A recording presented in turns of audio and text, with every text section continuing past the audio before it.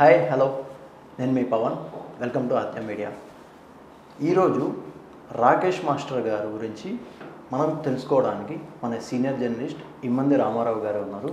నమస్కారం సార్ రామారావు గారు. నమస్తే సార్ రాకేష్ మాస్టర్ గారు ఈ మధ్యకాలంలో మూడో పెళ్లి చేసుకున్నారు కనకలక్ష్మి గారిని. సార్ ఆమెతో విభేదాలు ఉన్నాయని మొత్తం దుమారం రేపెడుతుంది సోషల్ మీడియాలో. అవి ఆ డబ్బుల కోసం 20 లక్షల కోసమే అని చాలా మంది అంటున్నారు. అంటే ఈయన ఎత్తిపెట్టుకున్న ఈమెదే కావాలి, ఈమెదే పై చేయి ఉండాలి అనేది అనుకుంటున్నారు. సో ఏంటంటే దీని గురించి మీరు ఏమనుకుంటున్నారు సార్, మీ మాటలో చెప్పండి. ఇక్కడ నా డబ్బు తిన్నాడు అని ఆవిడ చెప్తుందండి కనకలక్ష్మి. ఓకే, లేదు నా డబ్బులో దొంగతనంగా వచ్చి తీసుకెళ్ళిపోయింది, దొబ్బేసిందని చెప్పి సీన్ చెప్తున్నాడు.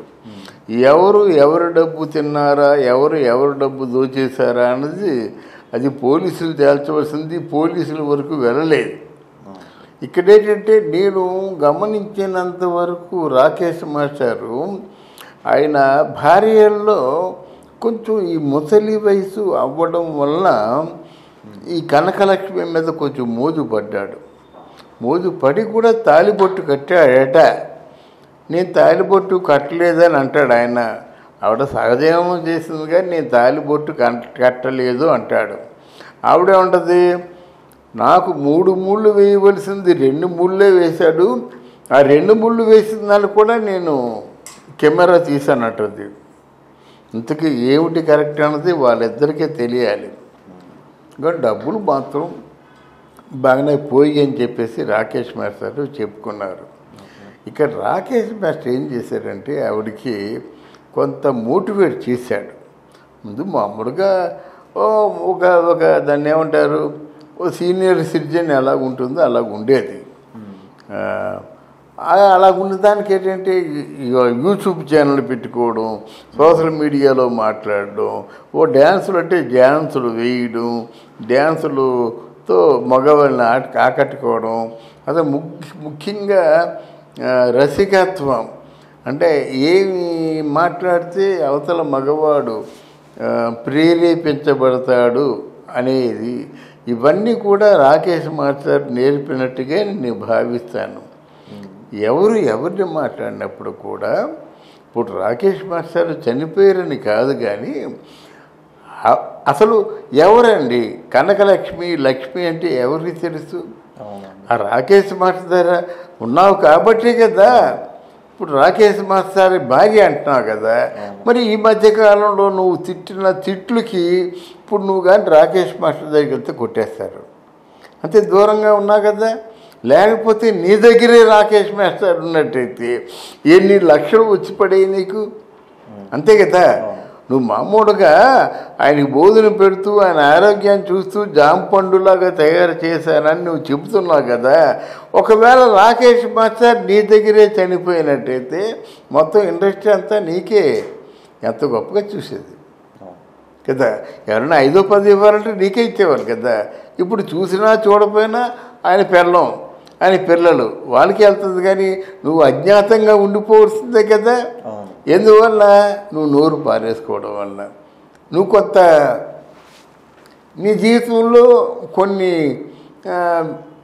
విషయాల్లో తెగించి నువ్వు అనుకున్నది చేయడం వల్ల అది ప్రజలకు నచ్చాలి కదా.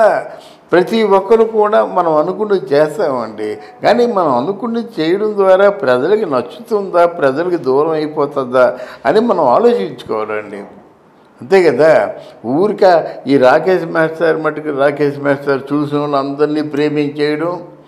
అలాగే ఈవిడ ఉందనుకోండి, ఆ అబ్బాయి నా మీద ఇష్టపడుతున్నాడు, ఇష్టపడుతుంటే ఆయనతో నేను ఇష్టపడితే తప్పేమిటి, ఇలాగా మాట్లాడడం, రెచ్చగొట్టే మాటలు మాట్లాడడం ఎవరికి సమంజసం కాదు. దీనివల్ల నువ్వే కోల్పోయావు. లేకపోతే ఈరోజు రాకేష్ మాస్టర్ని ఇంట్లో ఉన్నట్టయితే ఇండస్ట్రీ మొత్తం తిరగబడేది.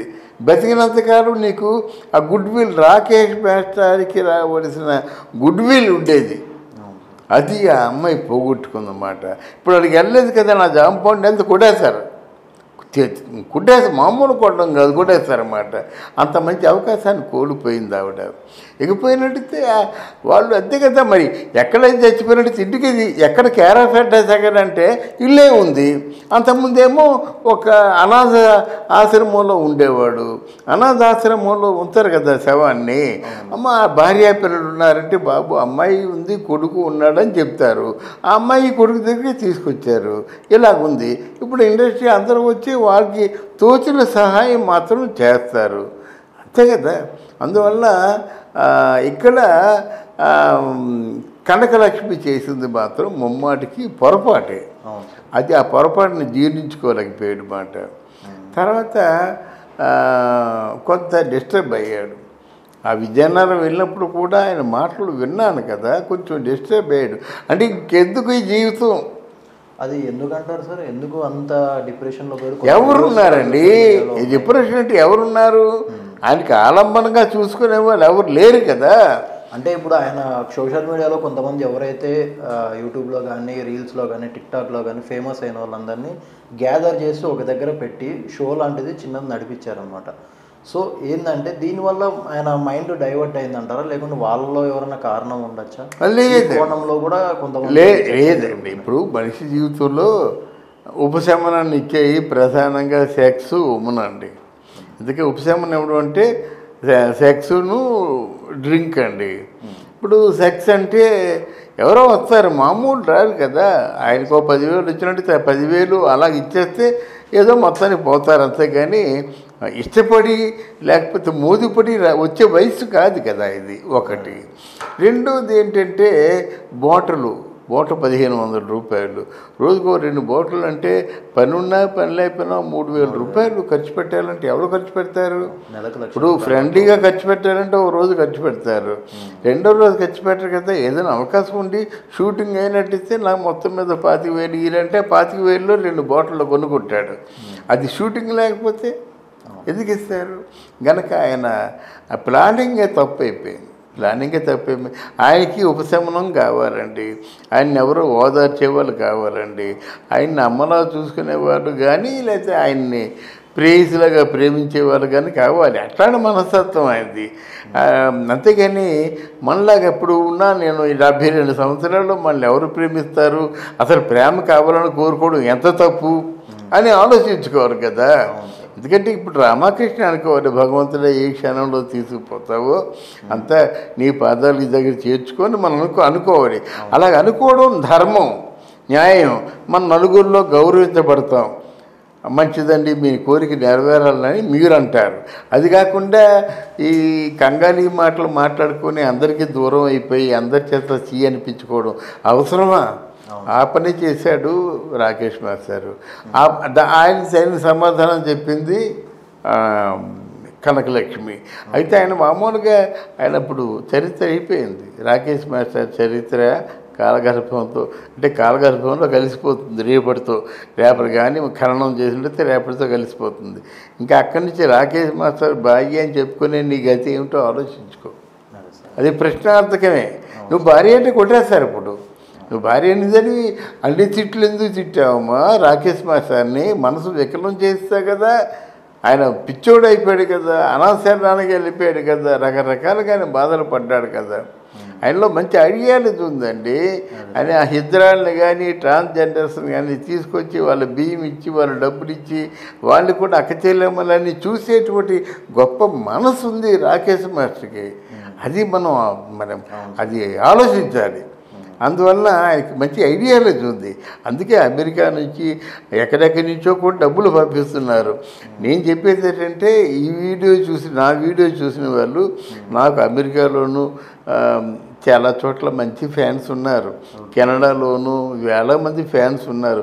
దయచేసి రాకేష్ మాస్టర్ గారికి ఏమైనా సహాయం చేయాలనుకుంటే మన వాళ్ళ ఫోన్ నెంబర్ ఉంటుంది. ఆయన చరణ్ తాలూకు అంటే రాకేష్ మాస్టర్ కొడుకు ఫోన్ నెంబర్ ఉంటుంది. వాళ్ళకే నేరుగా పంపించాలని మనం కోరుకుందాం. చూడండి, ఎవరైనా దాతలు ఉన్నా కానీ మన రాకేష్ మాస్టర్ ఛానల్లో డిస్ప్లే అయ్యే నంబర్కి మీరు విరాళాలు పంపించాలని నేను మనస్ఫూర్తిగా కోరుకుంటున్నాను. Thank you so much. మీ పవన్. Thank you Babu.